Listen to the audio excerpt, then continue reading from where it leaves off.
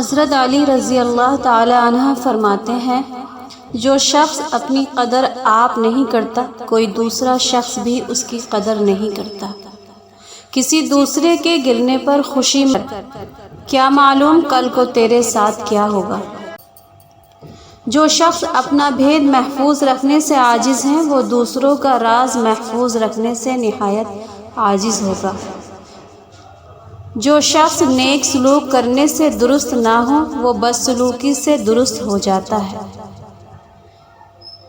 کہاوتیں اور مثالیں عقل مندوں اور عبرت حاصل کرنے والوں کے لیے بیان کی جاتی ہیں، نادانوں کو ان سے کوئی فائدہ حاصل نہیں ہوتا۔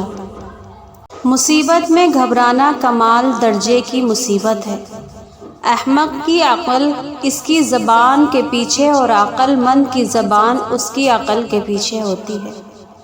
عقل مند اپنے آپ کو پست کر کے بلندی حاصل کرتا ہے اور نادان اپنے آپ کو بڑھا کر ذلت اٹھاتا ہے۔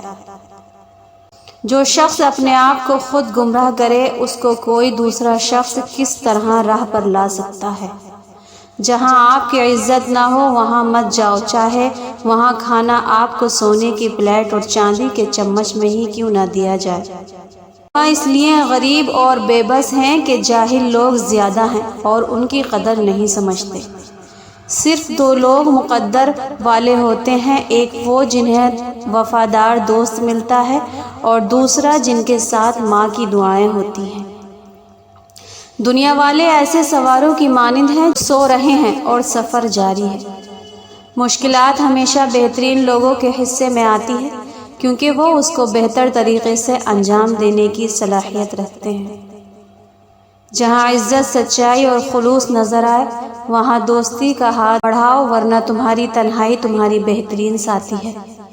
اگر تم کسی کے ساتھ بھلائی کرو اور تمہیں اس کا بدلہ برائی کی صورت میں ملے، تو سمجھ لو کہ تمہاری نیکی قبول ہو گئی۔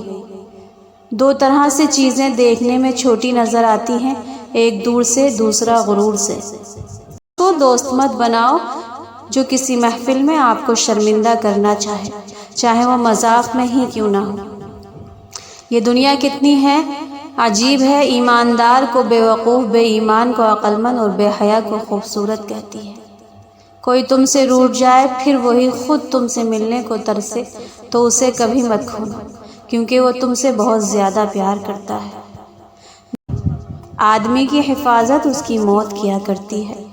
جو تمہارا غصہ برداشت کر لے اور ثابت قدم رہے، تو وہ تمہارا سچا دوست ہے۔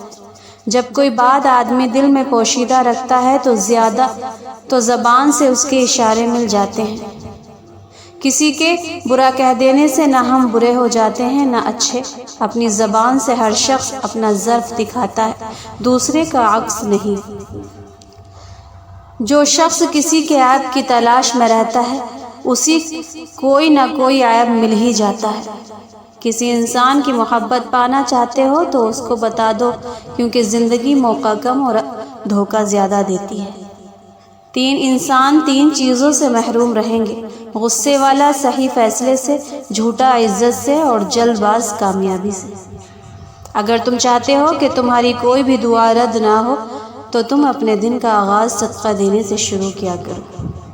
کبھی بھی اپنی جسمانی طاقت اور دولت پر بھروسہ نہ کرنا، کیونکہ بیماری اور غربت آنے میں دیر نہیں لگتی۔ مجھے تعجب ہے اس شخص پر جو اپنی برائیوں کو جانتا ہے، لیکن جب اسے برا کہا جائے تو وہ ناراض ہو جاتا ہے۔ علم تمہیں راہ دکھاتا ہے اور عمل تمہیں مقصد تک پہنچا دیتا ہے۔ جس سے محبت کی جائے اس سے مقابلہ نہیں کیا جاتا۔ کسی کو پا لینا محبت نہیں، بلکہ کسی کے دل میں جگہ بنا لینا محبت ہے۔ تمام رشتوں میں سب سے کمزور رشتہ تمہارے جسم اور تمہاری روح کا ہے، نہ جانے کس وقت اور کہاں ٹوٹ جائے۔ جس شخص کا علم اس کی عقل سے زیادہ ہو جاتا ہے، وہ اس کے لیے وبال بن جاتا ہے۔ حضرت علی رضی اللہ تعالی عنہ فرماتے ہیں، جس نے انسان کے اندر یہ تین عادتیں ہوں، وہ ضرور بے عزت اور ذلیل ہو جاتا ہے۔ پہلی عادت، جو فضول خرچی کرتا ہو۔ حضرت علی فرمانے لگے، میں نے اللہ پاک کے پیارے رسول محمد صلی اللہ علیہ وسلم سے سنا ہے کہ فضول خرچی کرنا شیطان کی صفت ہے۔ دوسری عادت جھوٹ بولنا۔ حضرت علی فرمانے لگے، میں نے اللہ پاک کے پیارے رسول محمد صلی اللہ علیہ وسلم سے سنا ہے کہ جو شخص جھوٹ بولتا ہے وہ اللہ کی مخلوق کے نزدیک دن بدن ذلیل ہو جاتا ہے۔ تیسری عادت غصہ کرنا۔ حضرت علی فرمانے لگے، میں نے حضرت محمد صلی اللہ علیہ وسلم سے سنا ہے کہ جو انسان اللہ پاک کی مخلوق پہ غصہ کرتا ہے وہ بے عزتی کے دلدل میں گر کر ذلیل و خوار ہو جاتا ہے۔ حضرت علی رضی اللہ تعالیٰ عنہ نے فرمایا، میری 5 باتیں ہمیشہ یاد رکھنا، کامیاب ہو جاؤ گے۔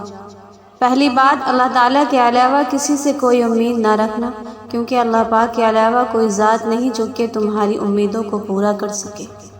دوسری بات، اپنے گناہوں کے علاوہ کسی چیز سے نہ ڈرنا کہ کل کو جب اللہ کے سامنے جاؤ گے تو اللہ کو کیا منہ دکھاؤ گے۔ تیسری بات یہ ہے کہ اگر تم سے کوئی ایسی بات پوچھی جائے جس کا تمہیں علم نہ ہو تو یہ کہتے نہ شرمانا کہ میں نہیں جانتا۔